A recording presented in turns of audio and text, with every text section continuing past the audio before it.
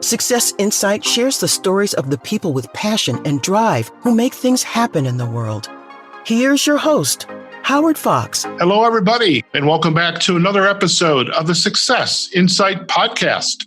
Our guest today is Sharon. Now, Will has been a former teacher and counselor to troubled youth. He's been a C-suite executive on Wall Street. He's been an actor, and he is also a highly successful life and executive coach. Will is also the author of the new book, Dreaming in the 21st Century, an Ancient Experience in a New Context. Will, welcome to the Success Insight podcast. Thanks so much for having me. Fantastic. And I appreciate you taking the time out of your day. I know you are making a new life for yourself in Santa Fe, New Mexico. I've heard it is absolutely gorgeous out there and can't help but be inspired, I would imagine. Yeah, I was a lifelong New Yorker. I lived on the island of Manhattan pretty much my entire life until my daughter started haranguing me about why didn't I go live somewhere else? It's interesting out here, the Santa Fe stories of how people get to Santa Fe. It was literally a conversation that went on for probably 45 minutes, an hour, and the Santa Fe came up and I went on the website, I booked a flight, came out here. 6 weeks later, I moved here. That's fantastic. And I just moved out to Las Vegas myself. It was really a chance conversation with a colleague of mine. And when my opportunity came, it was like, I'm in. How soon can I come out? Magical places, both of them, magical places. You mentioned that you have been a lifelong New Yorker. Tell us a little bit more about your background. I provided, I know, just a thread of this tapestry of the work that you've done, which is pretty amazing. So if you could just share with our audience a little bit more context of your background and how you got to where you are today. Well, I started out working in the children's unit at a place that was at that time called Manhattan State Hospital. It was a psychiatric hospital. And I had a bachelor's degree in English and absolutely no training. It's another Santa Fe story, how I got there. But I thought I would spend 2 or 3 years at the most. I had a sense instilled in by my father that you sort of owed something for living in this country, and I wasn't going to be drafted. So that turned into 13 years. And during that time, I got a master's degree in clinical social work, and I began working as a therapist at the Veterans Administration Clinic. And that's really where I began to start working with dreams. And in a very much traditional clinical setting, I was part of an institute, all that kind of supervision, that kind of thing. And then after 13 years, I spent about 2 or 3 years looking around to see what I might want to do. And that's sort of, I guess, where you start describing the tapestry of my life. I was in law school for a year and a half until I realized I didn't want to argue with people for a career. And I was an actor. I acted on soap operas for probably about a year, supported myself doing that. And then by accident, again, I got involved in technology on Wall Street. What's interesting is that the skills of social work were very much required in those days in terms of integrating technology, because it was about organizing people really and getting them to understand a new environment. In any event, fast forward to kind of the end of my corporate career, and I was too young to retire, and health insurance is very expensive. So I thought, what's the best way to stay healthy? I became a professional trainer, certified trainer in New York City. That was really the beginning of me getting back into the kind of work you and I do, because I was starting to get people back into their bodies. And when you do that, all kinds of stuff comes up. I looked at recertifying my master's, and my life feels like it's been a series of accidents. That was going to take me another 2 years to get the certification back. And a friend of mine said, don't do that, become a coach. So I will now admit to all your listeners, I had no idea what a coach was. I heard of a coach, but 9 months seemed like a better deal than 2 years. So I enrolled in a coaching program, and it really, obviously totally changed the way I think about this kind of work. And fundamentally, we're talking about the difference between starting from the problem. We used to actually call it the presenting problem. What's the patient's presenting problem? And then you work the problem, which turns out to take years, right? And coaching is 180 degrees different. Coaching is, what's your agenda? What do you want? Right. Let's get what you want, right? I started, when you're getting certified, you're obviously doing a lot of peer work. And I started thinking about dreams, because one of the things we say is that we see people as naturally whole, creative, and resourceful, right? Right. Well, whole is 24 hours. It's not 16. That's a good point, by the way. Very good point. Yeah. And so we have this experience of dreaming. If you look at the neuroscience, and I'm not steeped in neuroscience at all, but if you look at the neuroscience, there is brain activity every single night that is associated with dreaming. And so what I keep saying to people is, look, we need to sort of reframe this experience. First of all, it's an ordinary experience. It comes with the package. It's like running and jumping and skipping and speaking and hearing, and you dream, right? Now, what's interesting about your dreams is, first of all, they happen to you. You don't sign up for them. And so when they happen to you, they basically take your ego or your cognition pretty much out of the picture. They're your imagination. They're your imagination talking to you without your ego. Because when your ego gets involved in your imagination, then you have a fantasy, right? You're directing your imagination. So I started literally when I was getting certified, working with my peers, whether they wanted to or not. Well, of course they wanted to, but it was something new. Then once I got certified, someone I met said, well, what would it take you to teach other coaches? And as I want to do, I said 6 weeks. I don't know, right? So I began teaching. I teach an ICF certified class, and it has really sort of evolved in my own thinking about this conversation that's useful for us to have between our dream state and our cognitive state. And I can talk to you more about how I think dreams inform that conversation. But let me pause there and talk about something you would ask me just before we started. Because on my business card, it says Coach MSW Anam Cara. And you asked me, what's Anam Cara, right? Well, Anam Cara is Gaelic, and it translates soul friend.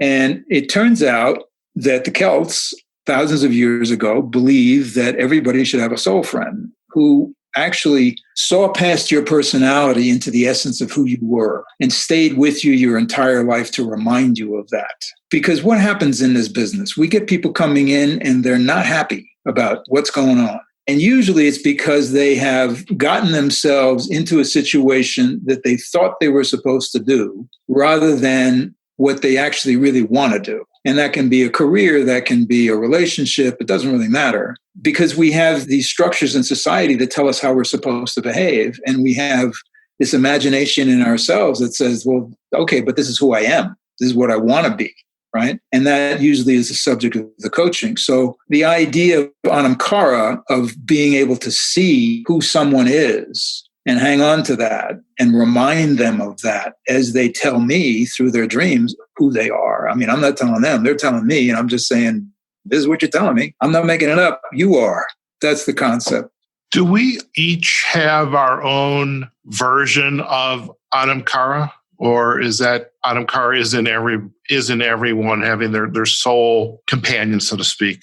Well, the soul companion is an external person to you, right? It is someone who sees you. Now, can we all be Anam Cara? Yes, the world would be a much better place if we all were Anam Cara. If we all had relationships or even a relationship where we really saw the essence of who the other person was rather than what we decided we wanted them to be. That's where we get in trouble a lot in relationships, when we decide, well, this is what I want you to be. I don't care who you are. Right. That's kind of a problem. It's very interesting to me that the Celts kind of had this coaching thing figured out a couple thousand years ago, They were pretty amazing with the knowledge they had. You had mentioned something very early on in your early days within the social, I believe it was in the social work and the work at the VA, about, you brought up dreams then, and then you went on to live the work that you were doing, and you then came back to the dreams. How are those dreams from your life back in the social work area? How is that different, or is it different? Maybe it's not, than the dreams that you are speaking about today?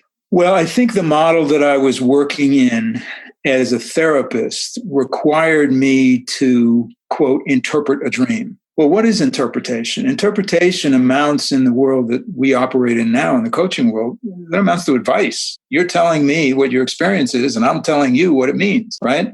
I'm giving you advice, which is, again, one of the reasons it takes a very long time in that model, right? What I was doing in those days was I was seeing the dream as a series of symbols.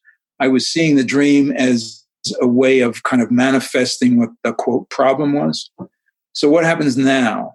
What happens now in my own dreams, as well as the dreams that people tell me, is that the container to look at them is basically saying, okay, what you're doing here is you're showing yourself how you're organizing your experience.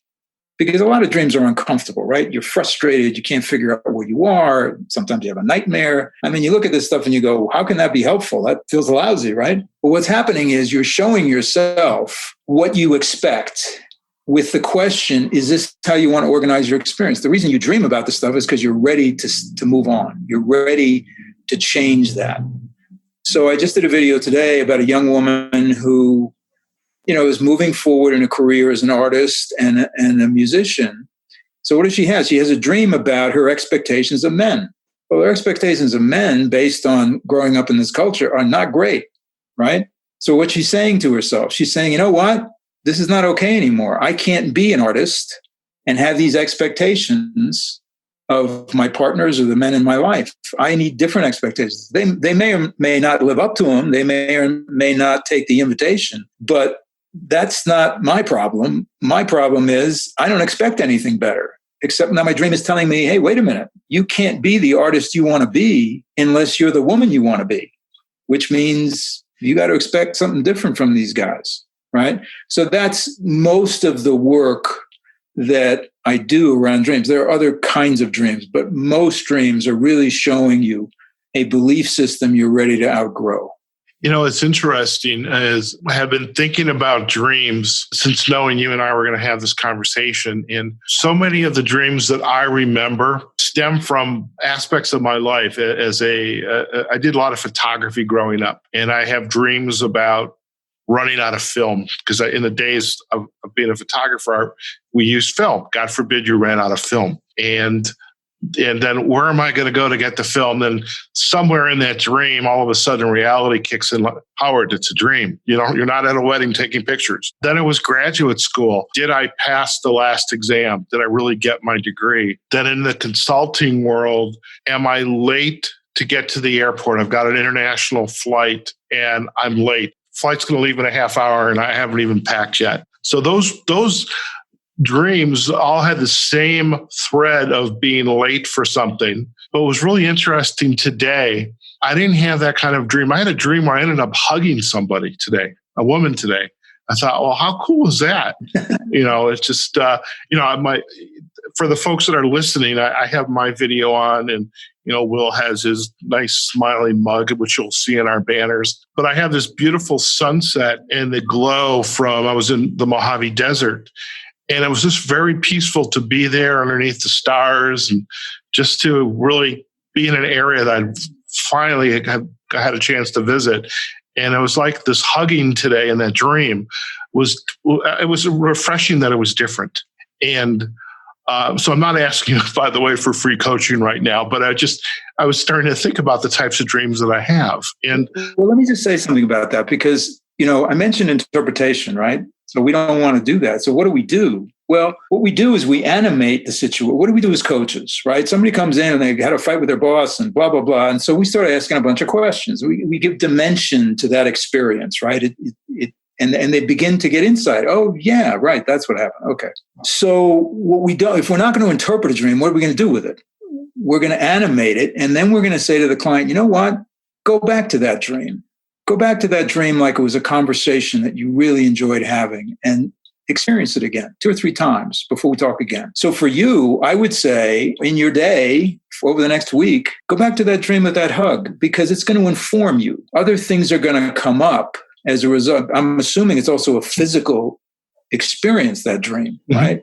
Not just up in your head. It's like it feels. Yeah. And so when you sit in that and you allow it to inform you, because one of the things that got this woman, there was a time for a couple of years I did all these ICF webinars, you go to chapters and blah, blah, blah. Right. So this woman in Scandinavia sent me these books. It's called MBIT, Multiple Brain Integration Technique. What do these guys do? They looked at the structure of the brain and they said, okay, here's like 6 features, cell types and chemical reactions and blah, blah, blah.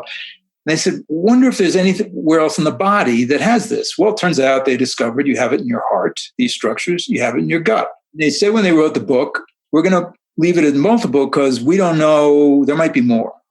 And since then, they've discovered that you have them in your genitalia and in your skin, touch. Okay. So if you use that sort of as a metaphor, you are informed in many different ways as a human being. You have all kinds of brains in your body, and your dream world informs those brains. It speaks in a different language. Okay. It doesn't speak in the language that we're talking in now. We're making sense with each other, right? Cognition is not relevant to most of the brains in your body. Cognition is not relevant to your dreams. And the problem with interpretation is you extract meaning from the dream, you throw the dream away. You have the meaning, right? So for you, we don't want to know what the hug means. We want to know how it informs you over the next week when you go back into that dream and allow yourself to experience it, right? Because it's yours. It's not mine. It's not anybody else's. Nobody's going to tell you what it means. You're going to be informed by it. That's the difference between what I'm calling dreaming in the 21st century or in the coaching world versus the therapy world. Very good. Thank you for sharing that. So I'm curious then, as you started to embark on the coach training and the subject of dreams became more of a prominent aspect of the work that you are choosing to do and how you are training and helping others get informed by the power of these dreams. When did this idea of this book, Dreaming in the 21st Century, when did it start to percolate for you? And is it for other coaches? Is it for myself as a layman who's looking to resolve issues that I'm hoping to resolve? I'm looking for hope. I mean, we come to a coach in some ways because we have a problem, an issue, and we're looking for hope. How did the book come about then? First of all, let me just say it's written for everybody. I mean, if I did a good job, it's written for everybody, and it's 174 pages. I wrote it to be read, and the chapters are 3 to 5 pages long. The idea behind the book, because we're not doing dream interpretation, right? I'm not trying to tell people what to do with their dreams. I'm trying to give them some ideas about how to understand the experience. Okay, and in doing that, we kind of have to look at, well, how do we get where we are? The language that we use around dreams is the analytic therapeutic model. So let me answer the other part of your question and then give you an example. It's always usually a signal to me when people tell me I should do something and I'm fervently against doing it. So people have been saying to me for about a year, you should write a book. And I'm like, you go write a book. I'm not writing a book. Writing a book's a big pain in the neck. But by then I had done about 40 of these videos on my YouTube channel. And I thought to myself, well, I can't really ask people to sit down and watch 40 videos. I mean, they can if they want to, but it really was time. I had accumulated enough sort of information that it kind of made writing the book a lot easier. I sort of organized it better, because I do a video when an idea comes up, right? If you started at the first video and went to the last one, you'd be confused. It's like it's not organized well. But the book really sort of organized it in that way. So let me give you an example of an idea that I'm trying to get across. So I start teaching this class, right? It was called Dream Work for Coaches. And I noticed that we're all throwing around these terms unconscious and subconscious. And I'm thinking to myself, not saying it out loud, I'm thinking, God, I don't know what the difference is. I should know, right? I was a therapist. What's the difference between subconscious and I don't know, right? So I looked it up. Well, it turns out that there's a guy named Pierre Genet, who I'd never heard of, who came up with the term subconscious. And when you read his definition, it sounds like he's conflating consciousness with cognition, because he's saying underneath the critical thought functions of the conscious mind, that's what he says, lies a powerful awareness he called the subconscious. Okay, well, sub is less. So he's saying we got this thing that's less conscious. Fine. So Freud is a contemporary of his, and Freud thinks actually that's great. And a couple of years go by, and Genet stands up at a conference in 1913 and says, this guy Freud keeps taking my ideas and renaming them and calling them his own. And shortly after that, Freud said, forget subconscious, it's unconscious. And he had a totally different definition. So we're stuck with these two words that fracture our sense of consciousness, right? Sub means less, un means not. We got less conscious and not conscious. And it makes this part of our experience, I think, less accessible. You kind of need somebody to help you with something that is not conscious, I guess. I don't know what it is. So what I'm suggesting is maybe we ought to set those ideas aside. I mean, they've served a purpose, but they may not be useful anymore. We're conscious beings. The difference among us, I think, is how aware we are of our consciousness. And if you want to be aware of your consciousness, man, that's a life's work. And you're never going to get there. That's the great thing about it. You're just going to learn more and more and more and more because your consciousness is vast. That's an example of the kinds of ideas that I'm suggesting to people so that this ordinary experience literally can be repatriated to our lives. Everybody's. We all do it. We can all write our dreams down. We can all tell our dreams to people. Is the book, as you said, it's for everybody, whether you're a coach or whether you're the executive, the person taking care of the house. I'm not going to be sexist by saying housewife. But is there a process or a method to get us started down this path of becoming more aware that you, or are using the case studies? But by the way, I do want to acknowledge you used your podcast and your video to write the book, right? Which is, to me, that's the only way to write a book. That's how I did mine. Uh-huh. And when you're asked to do something that you don't want to do, it shows up in my gut. That's my brain, my gut brain. It's basically saying I shouldn't do something, and I just have to learn to listen to it more often. But I digress there. What is there?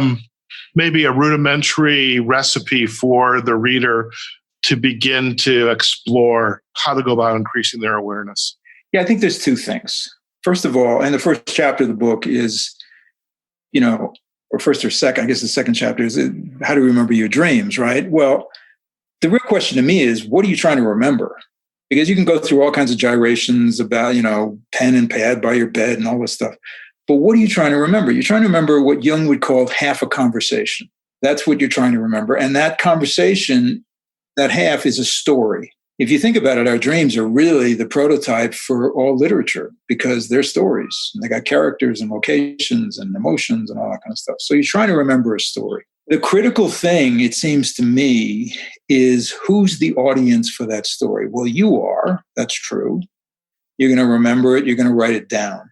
But the dream does not really manifest as a useful tool for you unless you tell it. Now, this is going to sound self-serving, and I don't mean it to be, but when people say to me, well, I don't remember my dreams, I say, you know what? Make an appointment with me for next week. What happens? All of a sudden, that part of you has an audience. So, wait, this guy's going to listen to a dream. Okay, right? It never fails. And there is a chapter in the book about who's the listener. Who do you choose as the listener for your dreams? That's important. You can't be choosing somebody who's got an agenda for you. We know this in coaching, right? It's like we don't have agendas with our clients. We just ask a whole bunch of questions. So you need to find somebody who you trust, who will listen and ask you questions, who will be in essence your Anam, Cara, your coach, who will ask you to animate that dream. Because the listener's job, the coach's job, is not to tell you what it means. It's to get you to understand what the message is to you. So those two things. One is, what are you trying to remember? The second one is, it's very difficult. You can do some work by yourself, and there's some stuff in the book about active imagination. But we're social beings, and telling our imaginative story to someone else just gives it dimension. And to be a listener is to give a gift, really.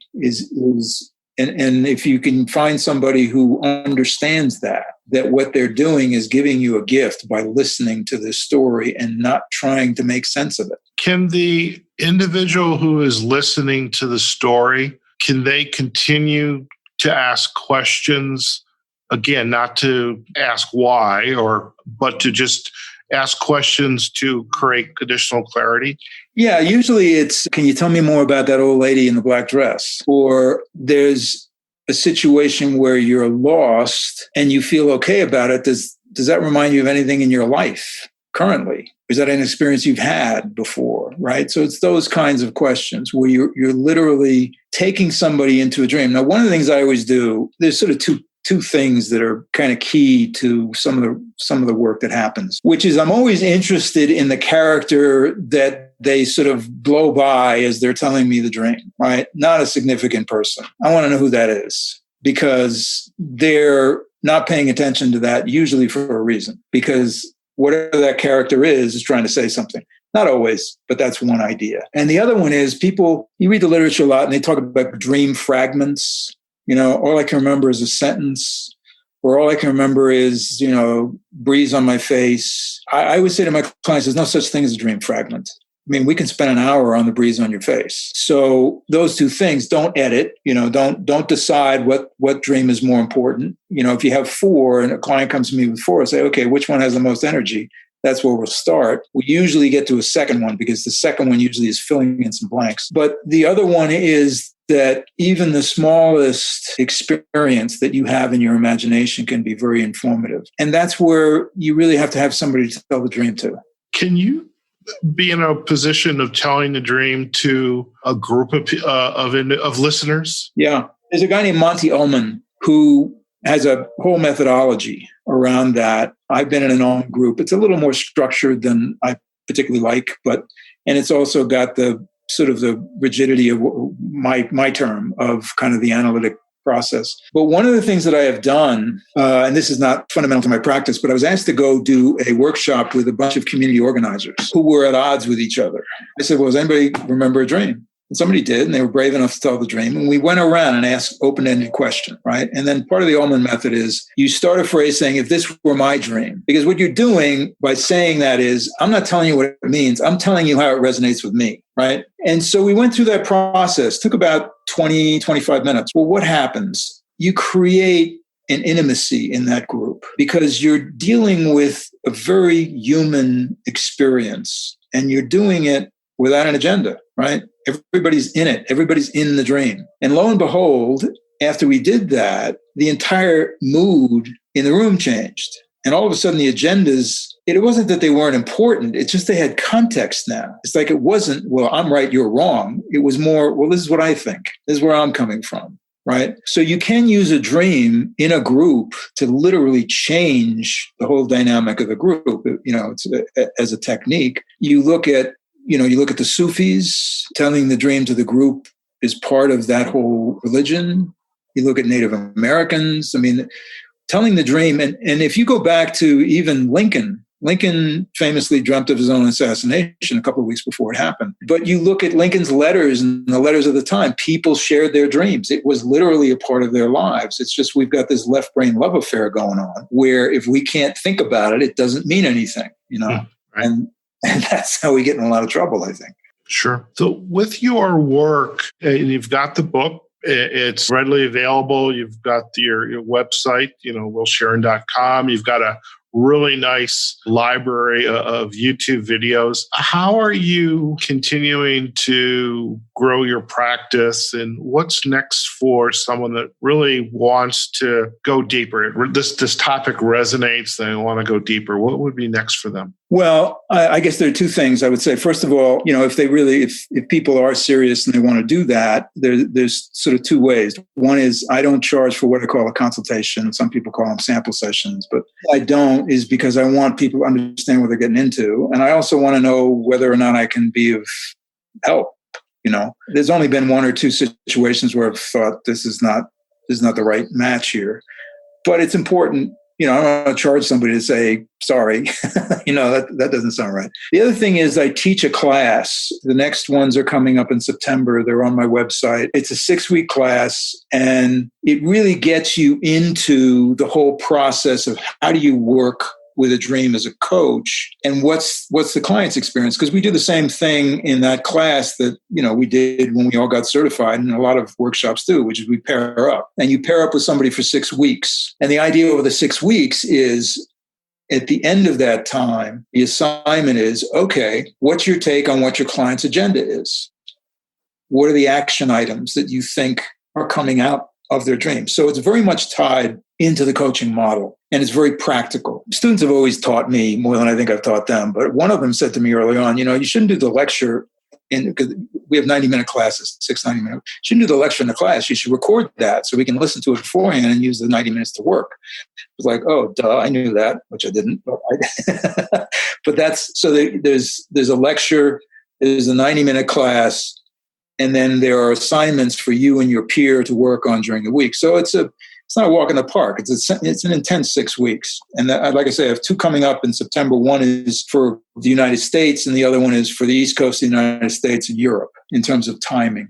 So I think those are the two things. One is, and I'm always happy to talk to people. I'm always happy to either, email exchange, or I can set up a time to talk to somebody for 10 minutes if they got a question. I mean, when you're in this business, I always say to people, I charge by the session, but I don't work by the session. It may be my downfall, but that's the way it goes. So. It's a relationship. Well, before we head out, I do want to reconfirm some of the website and the social links, but a feature of our podcast, and one of the reasons why we call it Insight, is we love it when our guests provide an insight to go, something that you would like to share with our audience. It could be, obviously, go Amazon, Barnes & Noble, pick up a copy of the book, but something a little different of, there's a lot going on in this world.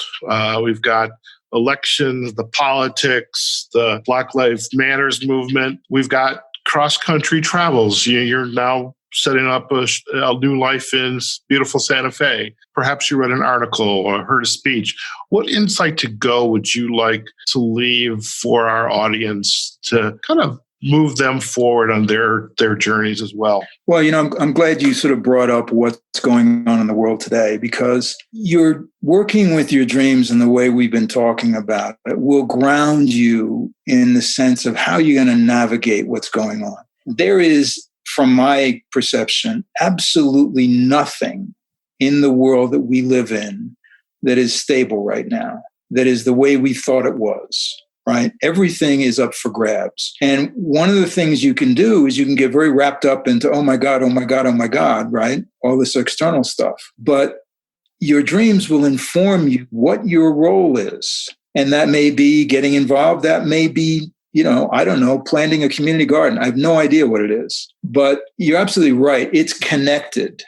It's very connected to where we are now in terms of working with dreams. It's not some esoteric kind of, sit in your dark room and educate yourself. No, there's no point in that. We're in this together. We're all in this. So I think the ideas that I'm trying to talk about, I think coaching in general is really about, okay, understand who you are. When you understand who you are, you're not making decisions. Things become obvious to you. And so that's the idea that I would want to leave people with, is that when it feels obvious, it's right. When you're trying to figure something out, you're going to get yourself in trouble. Very good. Thank you. Well, if our listeners would like to learn more about you and your work, let's do a second pass. And where's the best places for them to go? I would say my YouTube channel will really give them, just click on a title that seems interesting to you. That's Will Sharon. You look me up on YouTube. I'm the only Will Sharon there is, I'm pretty sure. And then in every YouTube, there's my link to my website. There's a way to get in touch with me. As I say, I'm happy to talk to anybody. Fantastic. Well, we'll definitely provide the backlinks to your YouTube channel, as well as your website, and also the links to the book on Amazon. We really appreciate you taking time out of your beautiful day. I think this podcast was what stood between us and the weekend. So I appreciate you helping guide us into this wonderful weekend wherever we're at. Great. Thanks so much. I appreciate it. Fantastic. All right, folks, we have just been chatting with Will Sharon. He is former C-suite executive, teacher, counselor, actor, and he is a highly successful life and executive coach and the author of the new book, Dreaming in the 21st Century, an Ancient Experience in a New Context. So do go out to his website, willsharon.com, as well as the YouTube page, and we'll, of course, provide the backlinks to those sites as well. We hope you enjoyed today's podcast. Wherever you are, whatever you're doing, be safe, practice social distancing, take care of yourselves, take care of your family, and also be aware of the community.